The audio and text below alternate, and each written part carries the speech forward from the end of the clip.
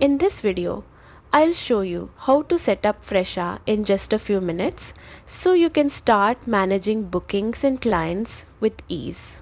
First, open your browser and search for Fresha. Click the official site. Then hit Start Now to create a free account. You can sign up with your email or use Google, Apple or Facebook for a faster login. Next, enter your details like name, email and phone number. Then add your business info, location, services you provide and your business hours. This helps Fresha tailor your account so clients can easily find and book with you. Once that's done, customize your account.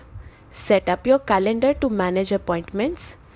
Add payment options for smooth transactions and invite team members if needed. And that's it, your Fresha account is ready to go. Now you can streamline bookings, improve client experience and grow your business.